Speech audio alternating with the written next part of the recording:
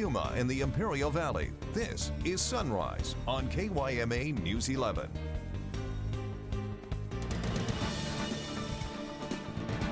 Replaced. We'll have the details on what changes you can expect. Plus, some changes coming to Desert Sun Stadium. We have a reporter live there this morning with those details. And a mailman makes a personal delivery out of kindness and is now getting national attention. We have the full report. Good morning, I'm Asal Razai. Thank you for waking up with us on Sunrise this morning. Max Charlton has the day off. A check on your headlines in just a moment. But first, let's take a look outside at your outside conditions this morning. You can see our Yuma Rehabilitation Hospital sky cam looking gorgeous this morning. Look at that view, those mountains in the distance, and that sun making its way up. Let's take a look at your current temperatures right now. We're looking at about 77 there in Blythe, 74 Imperial, 72 El Centro, 83 in Yuma, and about 80 degrees there in Welton. Not too bad for a mid-July morning. Now, taking a peek at your headlines, we're going to have some clear skies tonight. Tomorrow, pretty clear as well. Not a cloud in the sky for the next few days. We're going to have plenty of sunshine on the way and that dry heat that we're used to this time of year. We'll have your full forecast a little bit later in the show. Moving on to your top stories, police are still looking for two armed men who robbed the Giant gas station on 4th Avenue and have now released a photo of the suspects. YPD says the two men seen here used a knife to rob the store. They took cash, but police didn't say how much. The suspects are described as Hispanic males wearing black ball caps, white long sleeve shirts, and dark colored pants. The suspects fled the area before police arrived and still have not been located. Some residents say these types of crimes are becoming too common. It's becoming more of a thing. Obviously, I hope one of these people don't actually start using one of the weapons they come in to rob the places, and people need to start finding better ways to, get some money. YPD encourages anyone with any information to call the Yuma Police Department at 928-373-4700, or you can call 78 Crime to remain anonymous. If your information leads to an arrest, you may receive a $1,000 cash reward. And we have an update on the information on a fatal crash that happened over the weekend. On Friday, just before midnight, a Corvette slammed into a wall between Shiloh Inn and Best Western. YPD just identified the victim as Michael Locke. He was the passenger and was ejected from the car. Locke was pronounced dead at the scene, and the driver of the vehicle is Nicholas Detters. Detters remains in critical condition in Phoenix. Witnesses to the crash tell us they were street racing. The crash is still currently under investigation. And officers responded to the El Centro Hospital regarding a victim who was shot. That victim is a 27-year-old man who says he was riding his bicycle near Holt Street in El Centro when he noticed a dark vehicle following him. He says it was then that he got shot in his arm, and that victim also says that the car sped and fled the scene. That vehicle was last seen near the 800 block of Holt Street. Officers ask if you have any information regarding either incidents to please contact the investigations department. And new details in last year's Harrier crash that happened in the Imperial Valley. Marine Corps investigation concluded that a crack in an oil drain tank created an oil leak, which sparked a fire, causing the engine to fail. The June 4th, 2014 crash set several homes on fire, and that pilot was able to eject, but the Harrier was destroyed. The pilot suffered minor injuries, and thankfully no civilians were hurt. A report by the LA Times found that the Harrier is the most dangerous plane in the U.S. military. One suspect is in custody on multiple counts of arson after sparking a grass fire in Sacramento County, California. Fire officials say that the so-called Browning fire has already burned up to 450 acres and has also destroyed a number of homes. The dangerous grass fire spread through 2 counties, forcing people in the surrounding areas to evacuate. Many firefighters have been dispatched to battle the blaze, along with 22 fire engines. Authorities say that no one has been injured. And more roundabouts are coming to Yuma, Arizona. The Arizona Department of Transportation is planning to construct 2 of them on Airby Road at the Interstate 8 interchange. The project is still in the planning phases, but is expected to replace 3 intersections with traffic lights. ADOT reps say the area is expected to grow or outgrow the current layout and say updates are necessary. They also say the roundabouts will accommodate the frequent heavy flow of big rigs, but some drivers aren't so pleased. It's just going to make things complicated. Like, I take this route every day for school. Yeah, snowbird season, they're definitely going to be confused. ADOT officials say the project probably won't begin until spring of 2017. They say they're avoiding construction during the community's busy winter season. And a new source for local news could come to the Fort Yuma Indian Reservation as soon as next year. Founders of the Quatsan Media Inc. and the Ah Mut Peepaw Foundation are partnering to bring the tribal community a first ever low-frequency FM radio station. President of the foundation, Preston J. Arrowweed, is lending a space on his 10 acres of land for the future KUAV 105.1. The station will serve as a platform to bring daily news and cultural arts that will reach audiences within a 6-mile radius. Focusing on history and culture in a way to try to inspire them to look deeper and commit to learning songs, language, culture, history, and finding ways to give back to the tribe as well. The FM radio is an independent initiative for the community, supported by the community, and the nonprofit needs to raise $80,000 of support by next year to be able to equip their new station. You can also donate on their website if you'd like at kuav.org, or you can send them a check to P.O. Box 1496, and that's in Winter Haven, California 92283. That's on your screen there.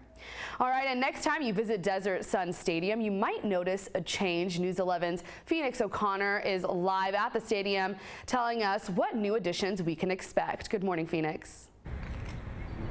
Good morning, everyone. Yes, I'm here at Desert Sun Stadium. We're going to know some beautiful changes. There's a mural that's being made currently, and actually there's going to be unveiling on Thursday. I'm here with Albert. He's one of the lead instructors. So can you tell us a little bit about what you guys have been doing the past few weeks? For the past few weeks, we've been painting this beautiful mural that's going to be unveiling Thursday morning. It's been a process of we're sketching and coming up with the ideas, and then eventually this is the one that's been chosen. I absolutely love the quote. It says, "Life is like soccer, we need goals." Like, who came up with the quote? The students were actually kind of researching quotes, and I guess this is the one that best fit the project. Absolutely, I agree. So what students, like, how did the students get picked?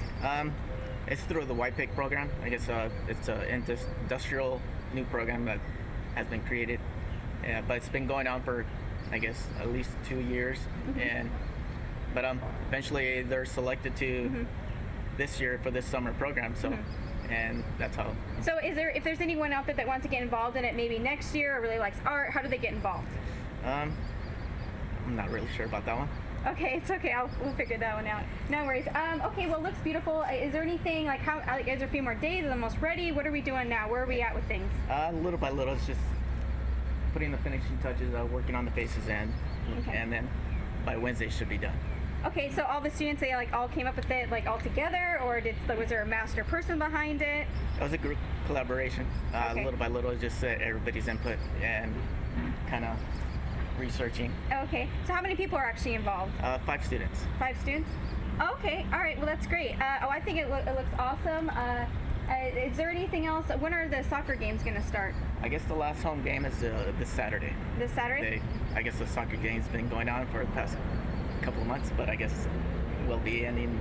Oh, well, what appropriate. We're going to have the unveiling on Thursday, and the last game you guys can come check out is this Saturday. Well, I'm coming to you from Desert Sun Stadium, hoping you guys come up here and check out the mural. Back to you, USL in the studio. Phoenix, thank you so much for that report. That mural looks great so far.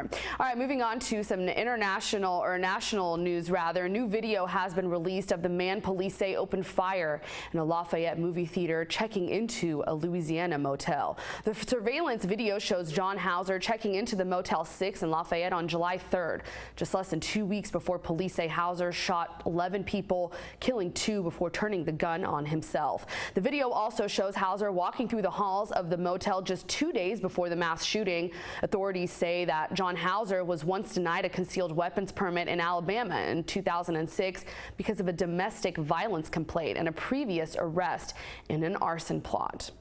And a Utah postal carrier has delivered more than the mail to a 12-year-old boy. And thanks to the power of social media, he is collecting shelves full of books for that child to read. As Sandra Yee reports, it's all started with the boy's request to read junk mail.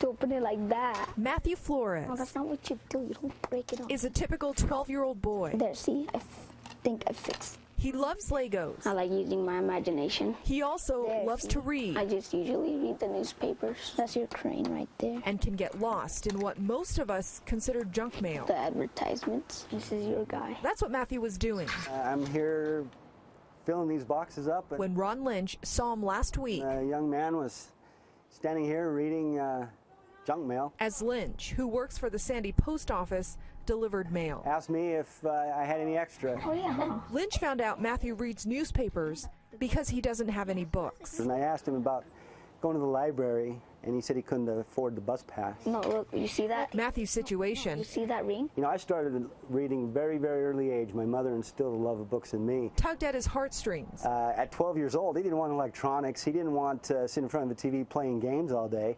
This kid just wanted to read. So Lynch posted a picture of Matthew on Facebook. You know, 10, 20, 30 of my friends might give him some books. Asking his friends to send the boy some books. He might end up with 50 or 60 books. But his plea It's gone crazy from there. went worldwide. I've heard from the UK, from Australia, from India. Like 350 years more. People have already gone to Matthew's home. They said these are books for you, and I thought they were mistaken, but they were for me. And today, Lynch made a personal delivery. More books? More books to add to Matthew's growing collection. Yeah, because you're going to get thousands the way it sounds. Matthew says he wants to read every book Super fun, and it's interesting.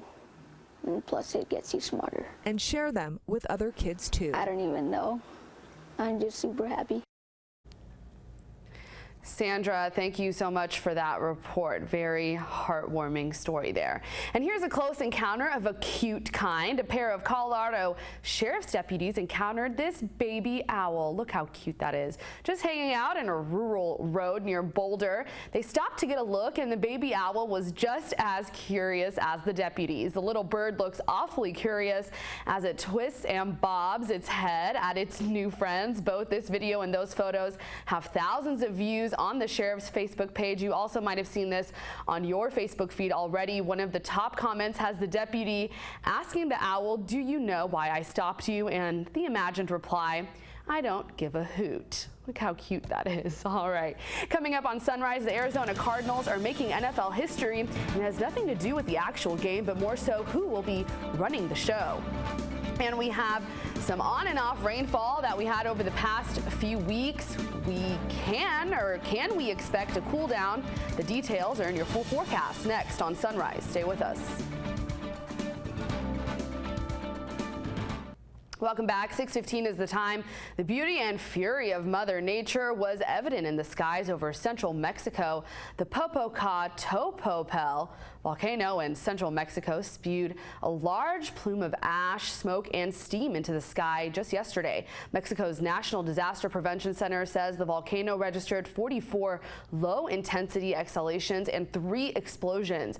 Authorities are urging people not to get close to the volcano, particularly its craters.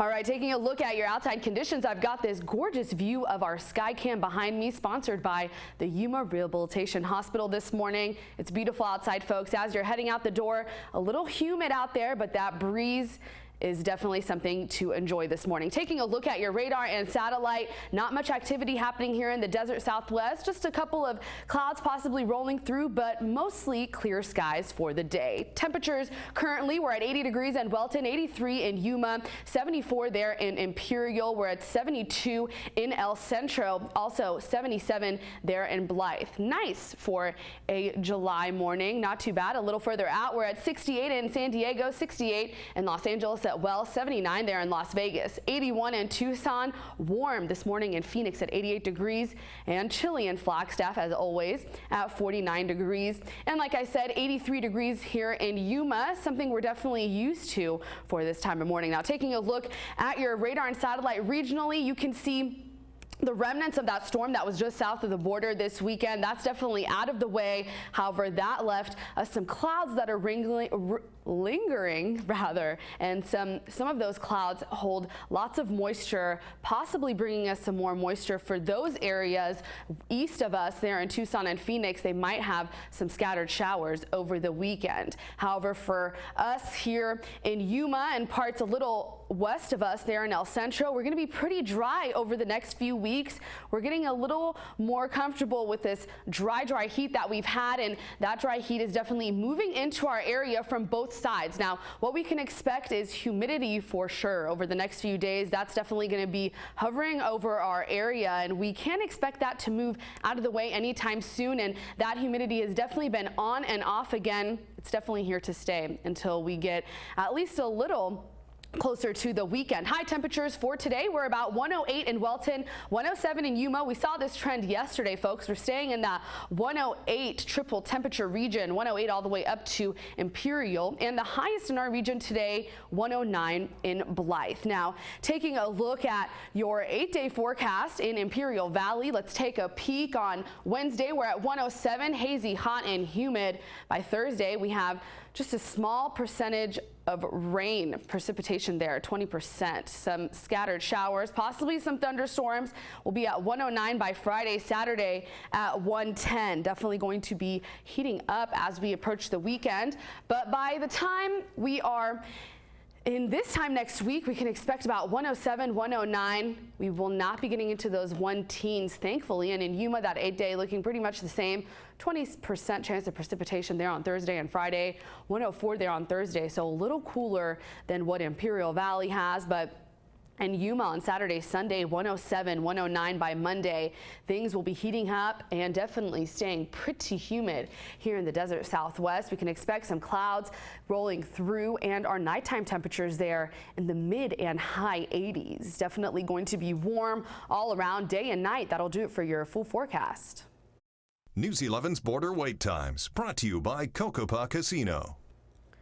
All right, and taking a look at your border wait times, Calexico East at 10 minutes, Calexico West at a 30-minute delay, San Luis at just 20 minutes this morning, and our Andrade border, we have pending times. We'll get that to you in just a moment. Now, give yourself some extra time if you are heading to any of those ports, just for those delays that you see on your screen there.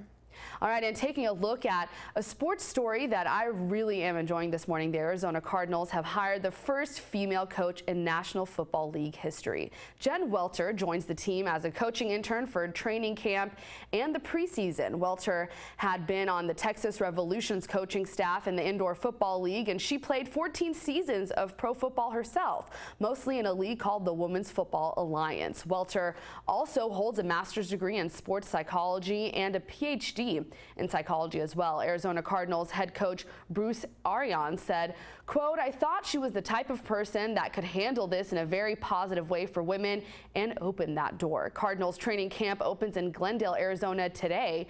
And last season, the San Antonio Spurs of the NBA also hired Becky Hammon as an assistant coach, and she recently led their Las Vegas Summer League team to a championship. Great news there this morning. All right, coming up on Sunrise, new research shows how Android users are at risk, especially when texting. We have the full details next. Stay with us.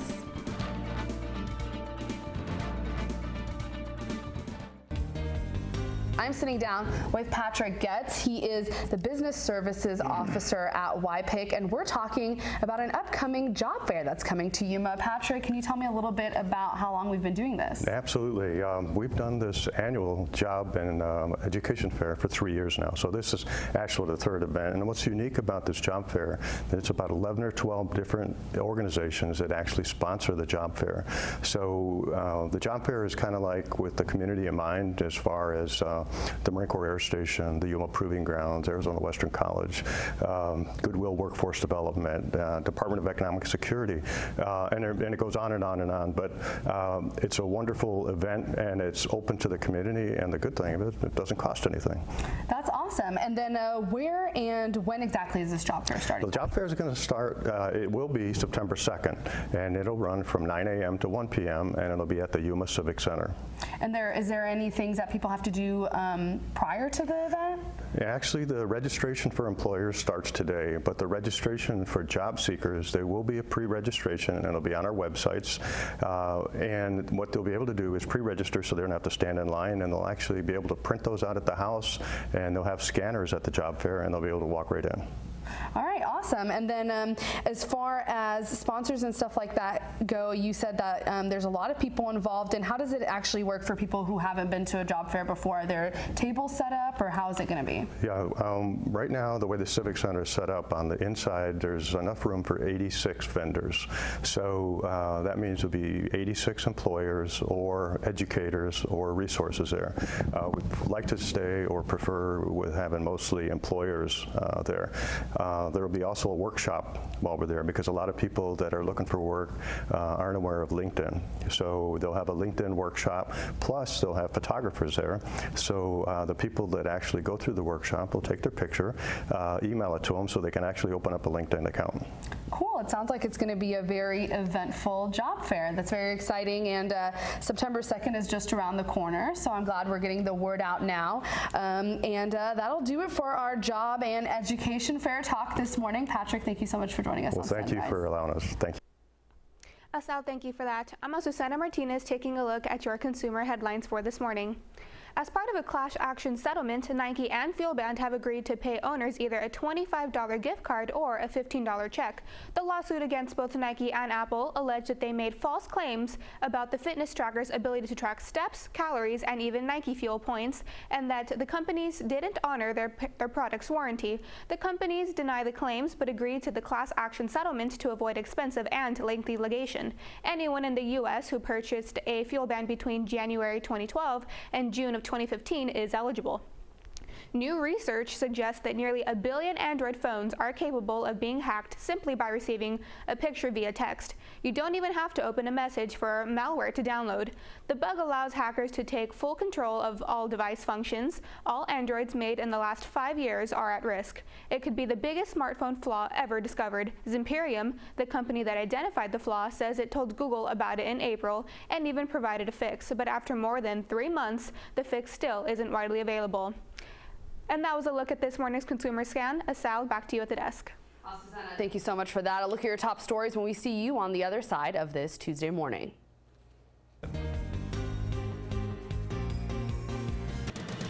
A new source for local news is underway here in the Desert Southwest. We have the details. Plus, the latest on the prison employee who helped with a notorious prison escape is in court today. And the new cover of New York Magazine might be behind the crash of their website. We have the latest details. Good morning, I'm Asal Razai. Thank you for waking up with us here on Sunrise. Max Charlton has the day off. A check on your top stories in just a moment, but first, let's take a look at our outside conditions, what we can expect. You can see that Yuma Rehabilitation Hospital Skycam this morning looking beautiful. The sun way up there this morning and a couple clouds there in the sky. Taking a look at temperatures so far, or what we can expect, your 8-day forecast looking not too bad. Check out Thursday, Friday. We have about 20% chance of rain there, maybe some thunderstorms underway as well, but we cannot get our hopes up about that, folks. We're looking at about 104, 105 there by the end of the week, 107 by this weekend. Hazy, hot, and humid. Maybe a couple of clouds rolling through then as well, but it looks like it's going to be perfect weather for the pool. I don't see why not. Now we'll have some more details on what you can expect as far as your weather conditions go a little bit later in the show. Now, taking a look at your top stories, police are still looking for the 2 armed men who robbed the Giant gas station on 4th Avenue. They have now released a photo of those suspects. YPD says the 2 men seen here used a knife to rob the store. They took cash, but police haven't said how much. The suspects are described as Hispanic males wearing black ball caps, white long sleeve shirts, and dark colored pants. The suspects fled the area before police arrived and still have not been located. Some residents say these crimes are becoming way too common. It's becoming more of a thing. Obviously, I hope one of these people don't actually start using one of the weapons they come in to rob the places, and people need to start finding better ways to, get some money. It's becoming YPD encourages anyone with any information to call the Yuma Police Department at 928-373-4700, or you can call 78 Crime to remain anonymous. If your information does lead to an arrest, you may receive a $1,000 cash reward. We now have an updated information on a fatal crash that happened just before the weekend on Friday. Before midnight, a Corvette slammed into a wall between Shiloh Inn and Best Western. YPD just identified the victim as Michael Locke. He was the passenger and was ejected from the car. Locke was pronounced dead at the scene, and the driver of the vehicle is Nicholas Detters. Detters remains in critical condition in Phoenix this morning. Witnesses to the crash told us they were street racing, and the crash is currently under investigation. More roundabouts are coming to Yuma. The Arizona Department of Transportation is planning to construct two of those roundabouts on Airby Road at the Interstate 8 interchange. The project is still in the planning phases, but is expected to replace 3 intersections with traffic lights. ADOT reps say the area is expected to outgrow the current layout and says updates are necessary. They also say the roundabouts will accommodate the frequent heavy flow of big rigs, but some drivers aren't so pleased. It's just gonna make things complicated. Like, I take this route every day for school. Yeah, snowbird season, they're definitely gonna be confused. Officials say the project probably won't begin until spring of 2017, and they say they're avoiding construction during the community's busy winter season. And a new source for local news could come to the Fort Yuma Indian Reservation as soon as next year. Founders of the Quatsan Media Inc. and the Amut Peepaw Foundation are partnering to bring the tribal community a first ever low frequency FM radio station. President of the foundation, Preston J. Arrowweed, is lending a space on his 10 acres of land for the future KUAV 105.1. The station will serve as a platform to bring daily news and cultural arts that will reach audiences young and elder within a 6-mile radius. Focusing on history and culture in a way to try to inspire them to look deeper and commit to learning songs, language, culture, history, and finding ways to give back to the tribe as well. The FM radio is an independent initiative for the community, supported by the community, and the nonprofit needs to raise $80,000 of support by next year to equip their new station. If you'd like, you can donate on their website at kuav.org or send a check to P.O. Box 1496 in Winter Haven, California. That zip code 92283 is on your screen. All right, and there's some changes underway at Desert Sun Stadium, some very beautiful changes. We have our News 11's Phoenix O'Connor. They are live this morning. Good morning, Phoenix. Hey, good morning. Yes, I'm here at Desert Sun Stadium, and I'm here with Andrea, and she's going to show me, and I'm going to make my official mark on the mural. So when you guys come here, you can know that I was a part of the mural. So I'm just going to go ahead and just kind of cheat a little bit and just add a little white paint here to the goal.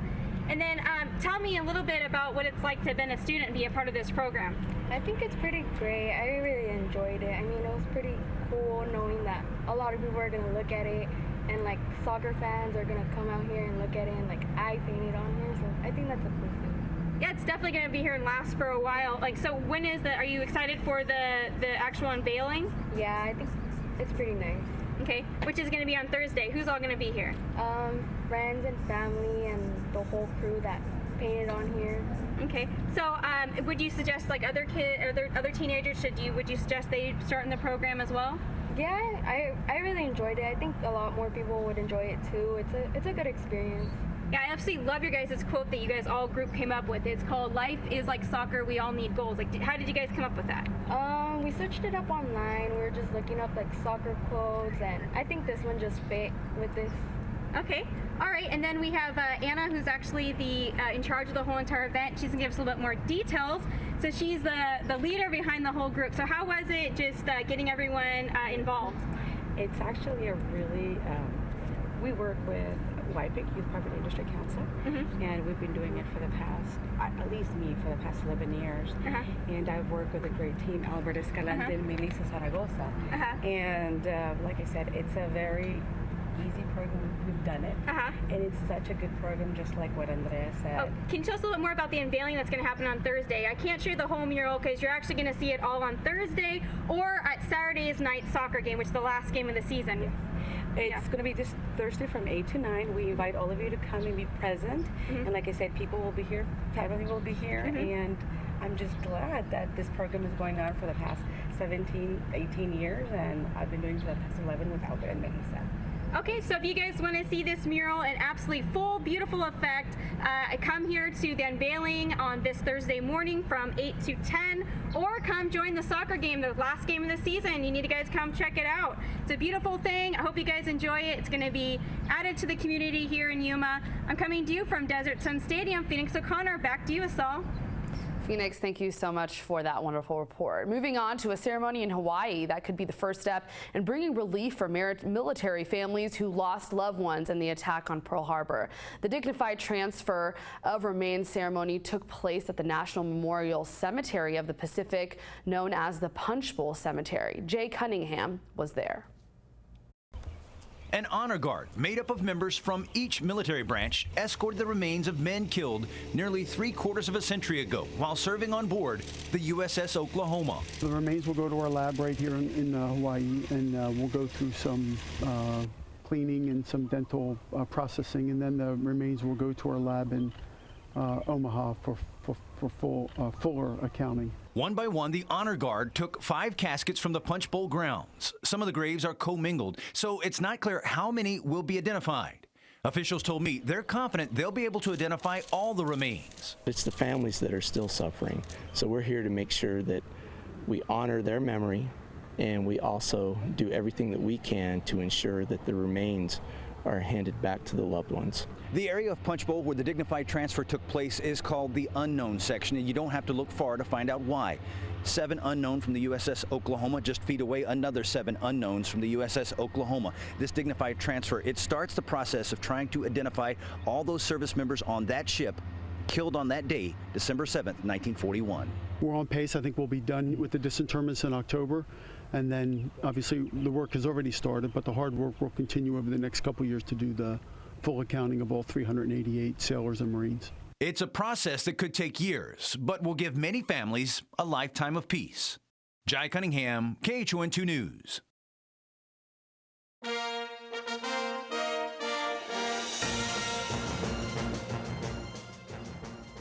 Jeb Bush criticized GOP presidential rival Mike Huckabee. Huckabee invoked the Holocaust during a weekend interview in which he criticized the proposed nuclear deal with Iran. The former Arkansas governor says the agreement would, quote, take the Israelis and march them to the door of the oven. After a meeting with pastors, Bush told reporters that kind of language is just wrong.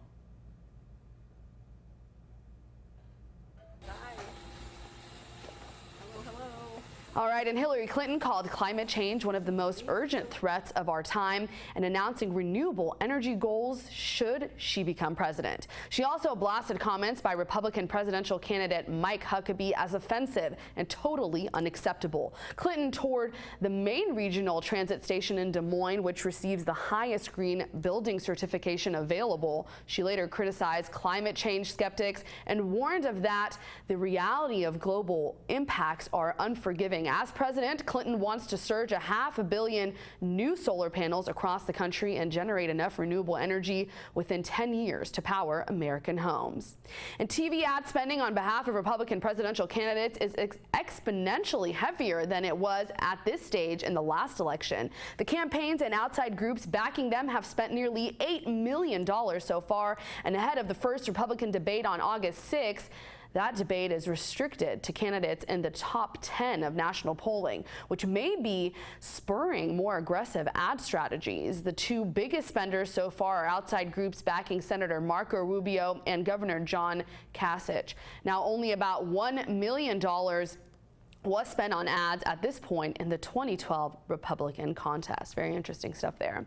And the former New York prison employee accused of helping 2 inmates escape is back in court today. Joyce Mitchell will be arraigned for allegedly helping convicted killers Richard Madden and David Sweat break out of Clinton Correctional Facility in June. The two men spent weeks on the run before Richard Matt was shot dead and David Sweat was shot and recaptured. Mitchell is scheduled to be in court this morning and charged with a felony count of providing contraband. She also faces a misdemeanor charge of criminal facilitation. Taking a look around the world this morning, Turkish jets continue to take off from the country's southeastern Diyarbakir Air Base today as an emergency NATO meeting began in Brussels to discuss threats to Ankara's security. The meeting was requested by Turkey, which invoked the alliance's Article 4, allowing member states to request a meeting if they feel their territorial integrity or security is under threat. Turkey's request came hours after authorities said Kurdish militants detonated a car bomb near Diyarbakir, killing 2 soldiers and injuring 4 others. And dozens of protesters took the streets of Toronto yesterday to express their outrage over 2 recent shooting deaths of black men at the hand of police officers. Organized by the community group Black Lives Matter, protesters marched to either side of the most recent incident in which 45-year-old Andrew Loku from South Sudan was shot to death on July 5th. Police say that Loku had failed to comply with demands to drop his hammer. However, critics say that Loku was possibly suffering from a mental health crisis at the time. And one book, 2 book, 3 book, new book. Can you guess what we're talking about? A new book is on shelves from a legendary author. That's next on Sunrise. But first, here's a look at what's coming up on today. Straight ahead on a Tuesday morning, the push to get attention in the crowded Republican race for president. This morning, Mike Huckabee is not backing down from his controversial comment comparing the Iran nuclear deal to the Holocaust. He'll join us live. Also ahead, we have overnight developments in the desperate search for those Florida teens who are still missing at sea. We're going to be talking to their mothers. Then who would bring a kangaroo on a plane? The loophole being used by some pet owners to fly with their favorite animals. We have that and much more ahead as we get started on a Tuesday morning here on Today. Covering Yuma and the Imperial Valley. This is KYMA News 11. Welcome back. Time now is 6:47. Taking a look at what's going on in the world of entertainment this morning. We have Joe Jackson, father of the late Michael Jackson and patriarch of the Jackson family dynasty. He's been hospitalized in Brazil after suffering a stroke this past weekend. Jackson is being treated at a hospital in the capital, Sao Paulo. The hospital says in a statement today that Jackson was diagnosed with a stroke associated with an irregular heartbeat. A press representative for the hospital says that Jackson continues to undergo treatment today, and a representative for Jackson could not immediately be reached. Jackson was in Brazil to celebrate his 87th birthday, which was this past Sunday. And Bill Cosby's accusers are telling their stories in the latest issue of New York Magazine, but it's the magazine's cover that has people talking. The black and white image shows 35 of his alleged sexual assault victims and 1 empty chair. The headline reads, "Cosby, the woman, an unwelcome sisterhood." After the story was posted online, New York Magazine's website crashed Monday for about 12 hours. Heidi Thomas is among those who were photographed for the cover, and Cosby was not charged or has not been charged with any crimes and has repeatedly denied the accusations of rape. Actress Sofia Vergara has picked up several awards as a cast member of the hit show Modern Family, and now she's trying to conquer movies. Her latest effort pairs her with Academy Award winner Reese Witherspoon and is available for home viewing this week. Sofia Vergara is on the run with The Wrong Shoes, Hot Pursuit. She is a kingpin widow taken into protective custody after the death of her drug lord husband, but she's not making it easy on Officer Reese Witherspoon, and neither are the hitmen who want Vergara to join her departed spouse. Hot Pursuit is out on digital.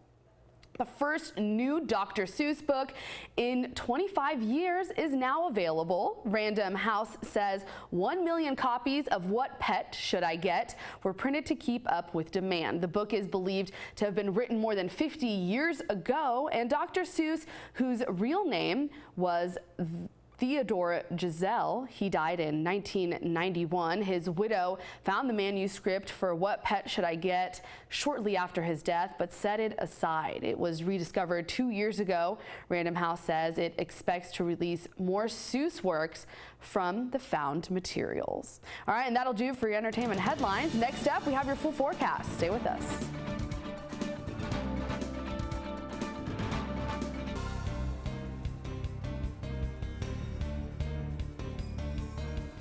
Thanks for staying with us. 6:53 is the time this morning. Taking a look at your outside conditions, our Yuma Rehabilitation Hospital Skycam giving us a gorgeous view out there this morning.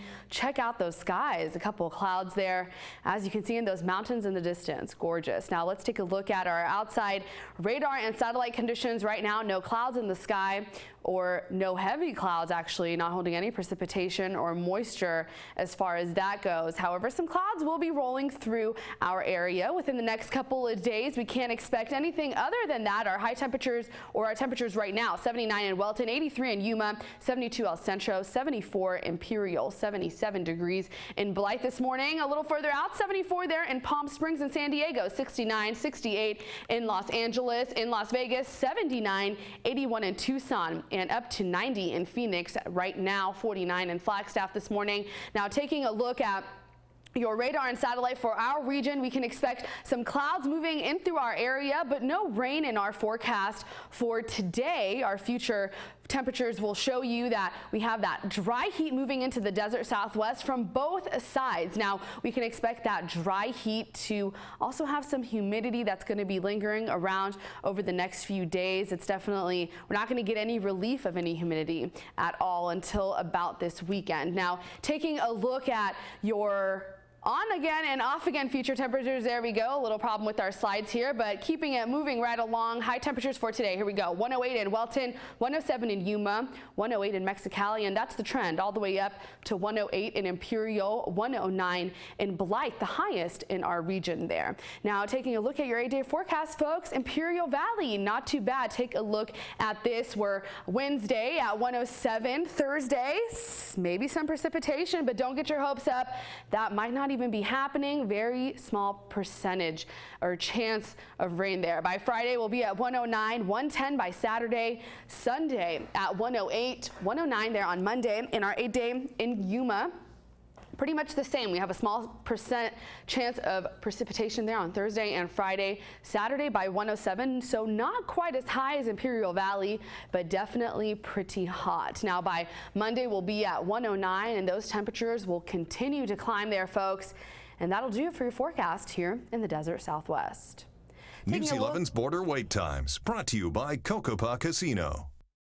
Taking a look at your border wait times, letting you know what you can expect when you're heading out there this morning.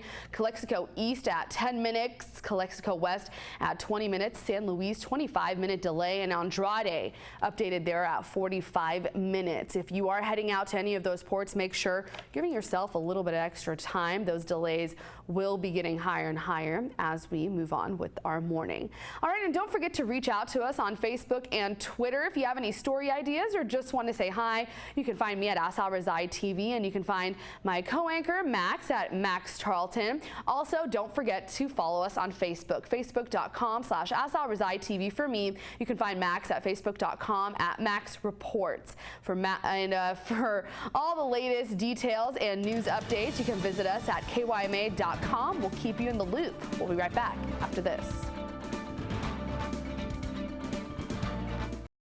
All right, happy birthday to Jose Luis, 6th birthday for you. Jada, happy 9th birthday for you on this Tuesday morning. And Damian Dugan, happy 15th birthday. Don't forget to send us your birthday or anniversary shout outs. When you do, you enter to win a large round ice cream cake from Cold Stone Creamery. To enter, all you have to do is visit us on the web, KYMA/contest for all the details.